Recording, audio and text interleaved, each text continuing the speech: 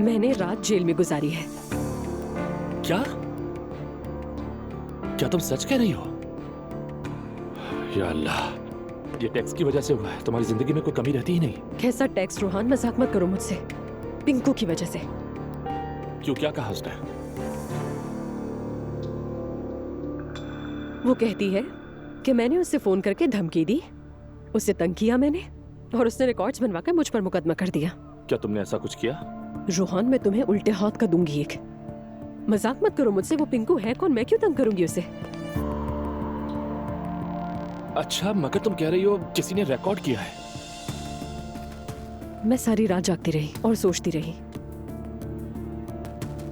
फिर एक ही बात समझ में आई मुझे, शायद किसी ने मेरे फोन में छेड़छाड़ की है। नहीं यार, ये तो बिल्कुल नामुमकिन सी बात है। तुम तो ऐसी हो जो अपने फोन के साथ जीती हो, वो तुम्हारा फोन ले ले और तुम्हें पता भी ना चले।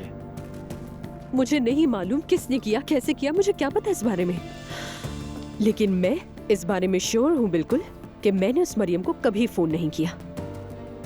या अल्लाह, ये मामला तो बहुत ज्यादा सीरियस हो गया है। वाकई में मैं भी थक गई हूँ सबसे। और अपू ने मुझसे कहा कि मरियम तो ऐसा कुछ कर ही नहीं सकती है, तो मुझे और गुस्सा आ गया। और गुस्सा आ गया? क्या मतलब? मतलब सब बेकसूर है सिवाय मेरे। जा रही हूँ मैं। कहाँ जा रही हो तुम? मुझे अपने दिमाग को रिलैक्स करना है। मेरी एक दोस्त है जो जर्मनी में रहती है, वहीं जा रही हूँ मैं उससे मिलने। तुम मजाक कर रही हो? बिल्कुल भी नहीं। मैं अपनी जिंदगी से तंग आ गई हूँ यार। पहले तुम नहीं जा सकती। नहीं, तुम नहीं जा सकती। मैंने नया कारोबार शुरू किया है। मैं ऑफिस में ज्यादा देर नहीं रुक सकूंगा। मेरी 1000 मीटिंग्स होती हैं। मालूम है। दुआ से हेल्प ले लूंगी मैं इस बारे में। इस वक्त वही है जो मुझे समझती है। यार, अब तो मैं वाकई पागल हो जाऊंगा। अच्छा जाओ, यानी तुम्हें बेहतर लगता है तो। उम्मीद है सब अच्छा हो। परेशान मत हो, सब ठीक हो जाएगा।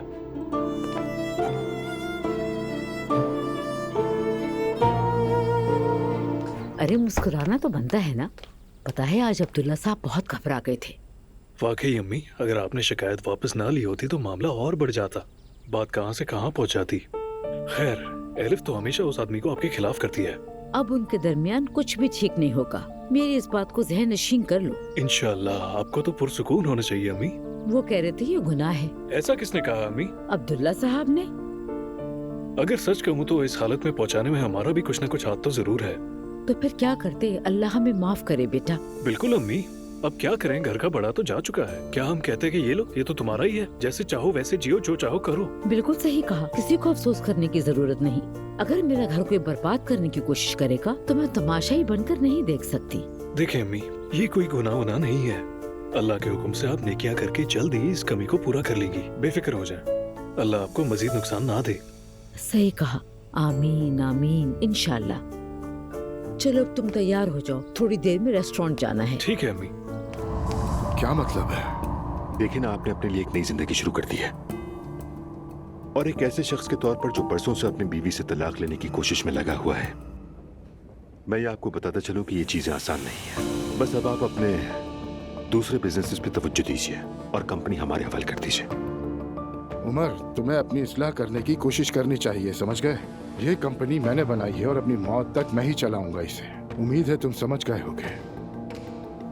आप तो पहले ही अपने रवैये से ये बात वाज़ेह कर रहे हैं, फिक्र न करें। लेकिन ये मत भूलिएगा कि मैं भी इस कंपनी में शामिल हूँ।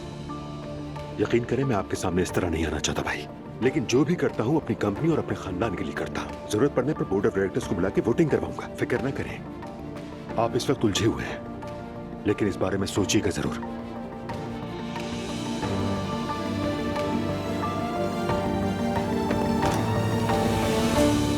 क्या मैंने नहीं कहा था? क्या मैंने ये सब नहीं कहा था कि ऐसा होगा? और देखो, हो गया। बाकिया थाने में जाकर खत्म हुआ। मॉम देखें, वो औरत पागल है। अच्छा मान लिया मैंने गलती की है, लेकिन इंसान को इंसानों की तरह बर्ताव करना आना चाहिए। जहाँ आपको चाहा ना जाए वहाँ रहने का क्या फायदा? अरे हम बार बार उन्हीं बातों पर बहस क्यों कर रहे हैं? आखिर एक दूसरे को इल्जाम देना बंद कीजिए। ये सूटकेस कैसा है? कहाँ जा रही हो तुम? मेरी एक दोस्त है जो जर्मनी में रहती है, मैंने उसे सब कुछ बताया तो उसने मुझसे कहा कि फौरन आ जाओ मेरे पास रहने के लिए, तो वहीं जा रही थी मैं। मेरे ख्याल में तो बहुत अच्छा आइडिया है। अल्लाह करे तुम्हें होश आ जाए। मेरा ख्याल है तुम्हें जाना चाहिए, दूर रहोगी तो जहन ठीक हो जाएगा। ठीक कह रही हो बिल्कुल तुम, लेकिन मेरा एक और मसला है। वो क्या? अभी रोहान का नया काम शुरू हुआ है, उसका ऑफिस भी नया है, तो वो पहले की तरह हमारे ऑफिस नहीं आ सकता। इसीलिए मुझे ऐसा बंदा चाहिए जो गैर मौजूदगी में वहाँ के सारे मामलात संभाल सके। लेकिन मैं तो खुद मसरूफ रहती हूँ, पता नहीं मुझे टाइम मिलेगा या नहीं। मैं तो वैसे भी काम नहीं जानती।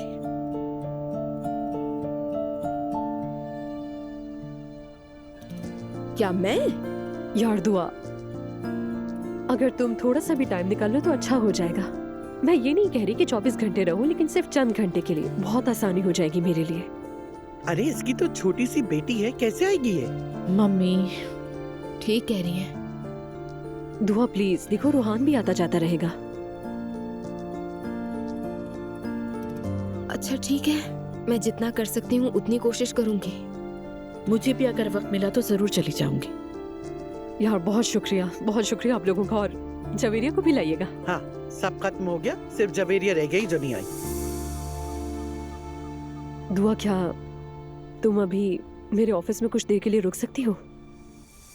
बिल्कुल ठीक है, फिक्र नहीं करें, मैं आपके पास रुकूंगी। बस मैं आपको खुश देखना चाहती हूँ हमेशा, और ऐसे ही घर लौट आइएगा।